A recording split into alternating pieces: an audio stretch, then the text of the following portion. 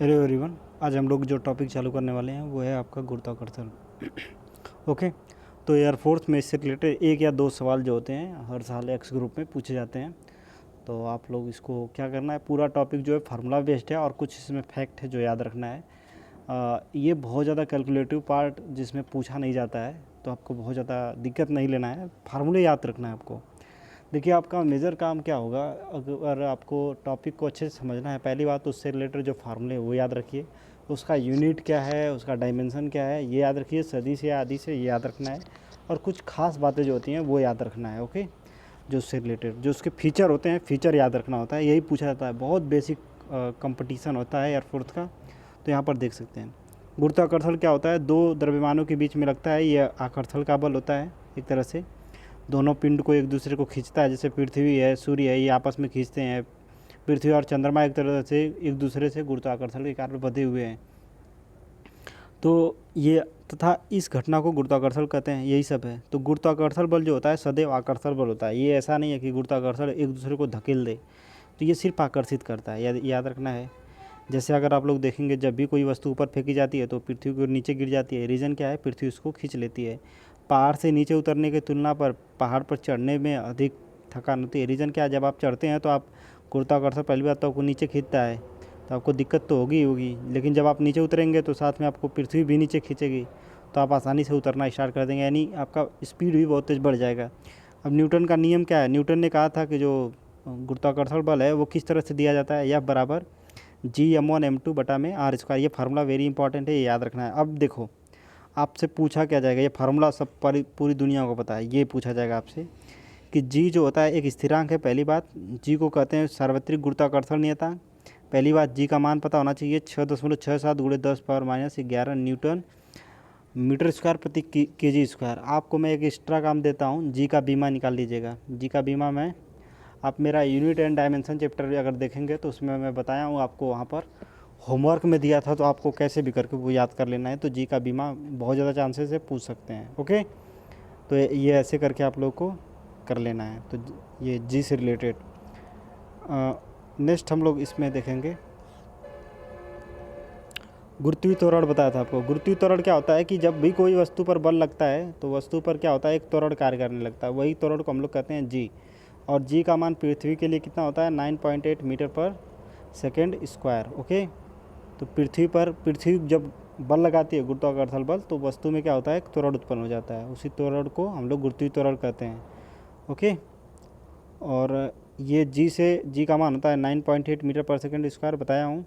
और गुरुत्वीय त्वरण जो होता है हमेशा पृथ्वी के केंद्र की ओर कार्य करता है, यानी कि हमेशा पृथ्वी के केंद्र की ओर किसी वस्तु को खींचता है। अब देखो, गुरुत्वीय त्वरण के मान में परिवर्तन कैसे कैसे होता है वो यहाँ पर ध्यान रखना है कि गुरुत्वीय त्वरण के मान के कारण इम्पॉर्टेंट है, बता रहा हूँ आपको।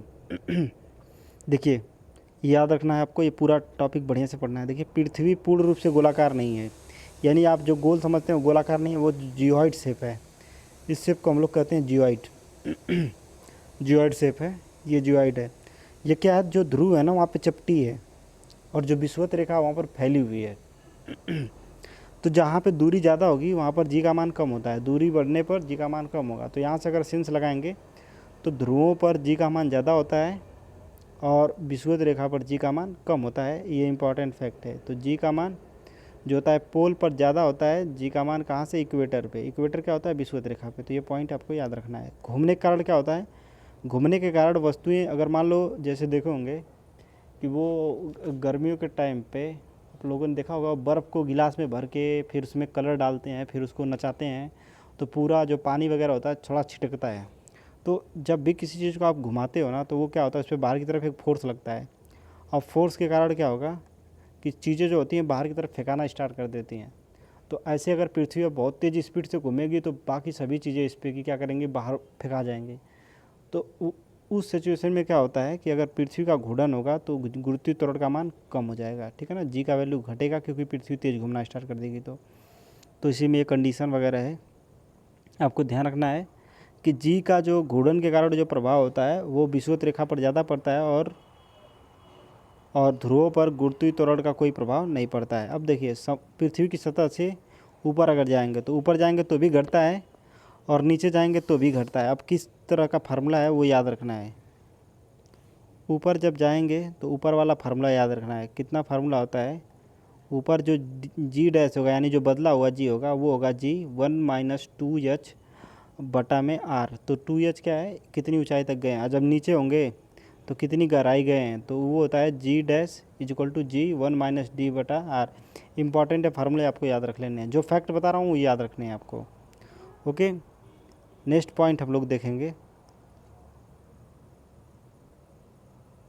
आगे। गुरुत्वीय क्षेत्र क्या होता है, गुरुत्वीय क्षेत्र। तो देखिए गुरुत्वीय क्षेत्र क्या होता है, यानी कि मान लीजिए कोई कण है, उसके चारों ओर का कितना ऐसा कितना दूर तक कोई क्षेत्र होगा जहाँ पर गुरुत्वाकर्षण बल लग सकता है, ठीक है ना। जैसे मान लीजिए हर चीज़ का एक इलाका होता है कि उस इलाके तक उसको कार्य करना है। जैसे प्रधान होता है तो उसका इलाका होता है कि पूरे गांव तक उसका प्रभाव होता है कि पूरे गांव में जो भी काम रहेगा वो करेगा। तो उसी तरह से पृथ्वी का जो गुरुत्वाकर्षण है वो कितना दूर तक कार्य करेगा, उसी को हम लोग कहते हैं कि गुरुत्वीय क्षेत्र। इंपॉर्टेंट है ये गुरुत्वीय क्षेत्र। अब देखिए गुरुत्वीय क्षेत्र की तीव्रता क्या होती है। गुरुत्वीय क्षेत्र की जो तीव्रता होती है उसको आई से प्रदर्शित करते हैं, वो होता है F/m, F/m, यानी कि किसी वस्तु पर कितना बल लगाती है और उस वस्तु का द्रव्यमान कितना है, ठीक है। तो वो फार्मूला आता है Gm/r²। ये फार्मूला याद रखना है। Gm/r² क्या होता है, गुरुत्वीय क्षेत्र की तीव्रता। अब इसका अगर आपको मात्रक पूछेगा तो फोर्स का मात्रक क्या हो जाएगा, न्यूटन, और मास का मात्रक हो जाएगा केजी। तो न्यूटन प्रति केजी जो होता है गुरुत्वीय क्षेत्र की तीव्रता का मात्रक हो जाएगा। ये भी फार्मूला याद रखना है। गुरुत्वीय विभव क्या होता है, गुरुत्वीय विभव होता है जैसे मान लीजिए कि कोई ये कण है, इसको क्या करना है आपको, अनंत से इस कण को लेके आना है, यहाँ पे रख देना है। तो इसको लेके आने में आपने कितना कार्य किया, तो वो जो कार्य होता है उसी को हम लोग कहते हैं गुरुत्वीय विभव। इंपॉर्टेंट फार्मूला है, वी से प्रदर्शित करते हैं। ये होता है वर्क यानी कितना कार्य किए हैं, और यम कितने द्रव्यमान की वस्तु को यहाँ से लेके आए हैं यहाँ तक। तो ये फार्मूला आता है -Gm/r।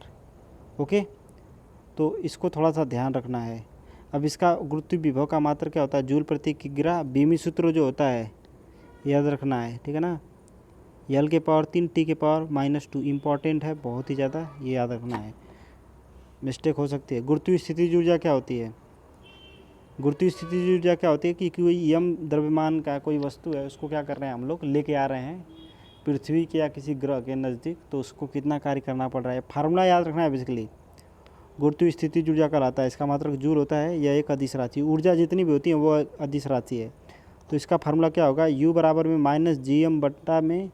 -Gm/r। यहाँ पर देखना है आपको, जो ऊपर फार्मूला बताए हैं ये वाला, इसमें सिर्फ जब स्थिति ऊर्जा पूछेगा तो इसमें यम से गुणा कर देना है। सॉरी, यम से क्या करना है, गुणा कर देना है, यहाँ पे सिंपली गुणा कर देना है। नेक्स्ट देखेंगे हम लोग, जो इसमें इम्पॉर्टेंट है वही मैं बता रहा हूँ आपको। नेक्स्ट देखिए, ग्रह तथा उपग्रह। देखिए ग्रह क्या होता है, ग्रह जो होते हैं वो सूर्य के चारों ओर जो चक्कर लगाते हैं उनको हम लोग ग्रह कहते हैं। तो ग्रह की कौन कौन से हैं, बुध, शुक्र, पृथ्वी, मंगल, बृहस्पति, शनि, यूरेनस, नेपच्यून, ये ग्रह हैं। जो सूर्य के चारों ओर चक्कर लगाते हैं उनको ग्रह कहते हैं, और जो ग्रह के चारों ओर चक्कर लगाते हैं उनको हम लोग उपग्रह कहते हैं। तो ग्रहों की गति संबंधी नियम किसने दिया था, केपलर ने। इंपॉर्टेंट है कि ग्रह किस प्रकार की गति करते हैं, तो उससे संबंधित जो नियम है वो केपलर साहब ने दिया था। और केपलर के 3 नियम है, याद रखना है। पहला नियम है कक्षाओं का नियम। उन्होंने कहा था, ये वेरी वेरी इंपॉर्टेंट है, ये याद रखना है आपको, तीनों नियम याद होना चाहिए। उन्होंने कहा था कि जो कक्षाएं होती हैं वो दीर्घवृत्ताकार होती हैं, और सूर्य जो होता है वो किसी नाभि पे होता है, ये याद रखना है। अगला चीज़ है क्षेत्रीय चाल, दूसरा नियम रिलेटेड है क्षेत्रीय चाल। तो आपसे पूछा जाएगा कि ग्रहों की कौन सी चाल नियत होती है, ये तीनों नियम आपको याद रख लेना है। मैं आपको श्योरिटी के साथ कहता हूँ, सवाल इसी में से आएगा।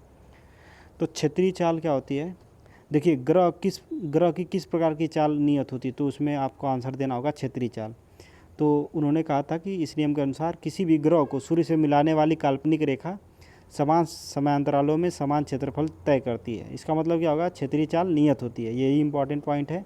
dA/dt ये क्षेत्रीय चाल है, वो नियतांक होता है, इंपॉर्टेंट है। परिक्रमण कालों का नियम, तो ये भी याद रखना है।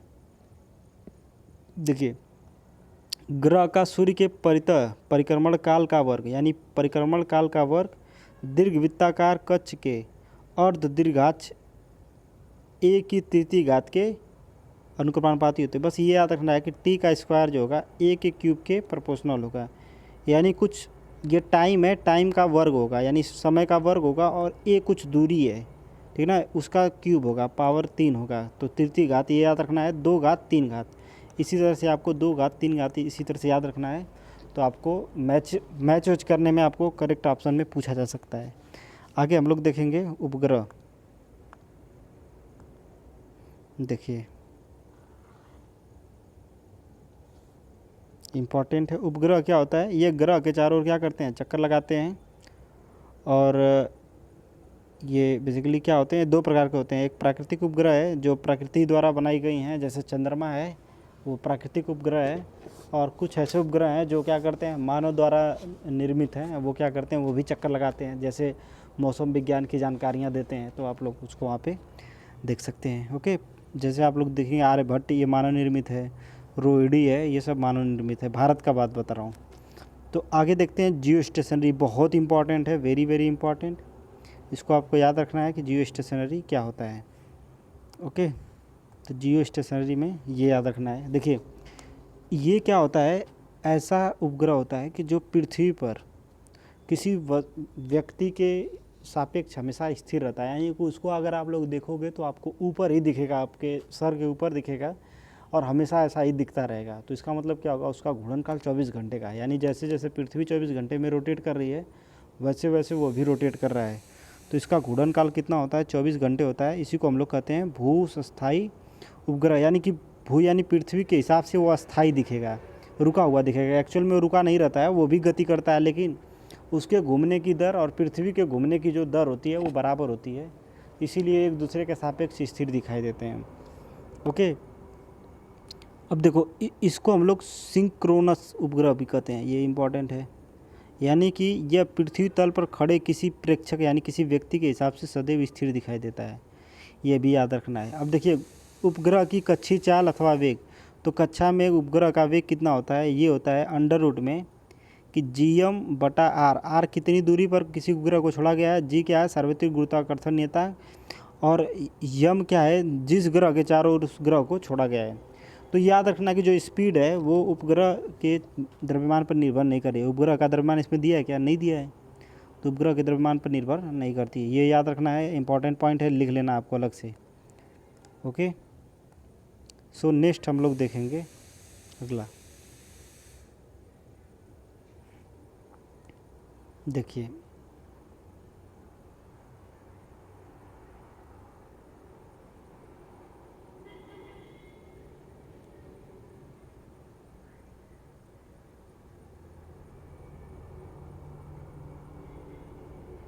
आगे देखिए उपग्रह का परिक्रमण काल, तो उपग्रह कितने टाइम में एक चक्कर पूरा करेगा, वही उसका क्या कहलाता है, ये परिक्रमण काल कहलाता है। यानी कि एक चक्कर उपग्रह, ये ग्रह है उसके चारों एक उपग्रह जैसे चंद्रमा है, तो उसका एक अपना उपग्रह परिक्रमण काल होता है। ओके, तो वो कैसे निकाला जाता है, वो इस फार्मूले के थ्रू निकाला जाता है कि टी बराबर जो होता है 2π/r/e+h का होल क्यूब अपान में Gme। अब इसमें क्या क्या चीज़ें हैं, देखिए एच क्या है, ये स्मॉल एच वो कितनी ऊंचाई पर उपग्रह को छोड़ा गया है, ये है। आर क्या है, पृथ्वी की त्रिज्या है। यमी क्या है, पृथ्वी का द्रव्यमान है।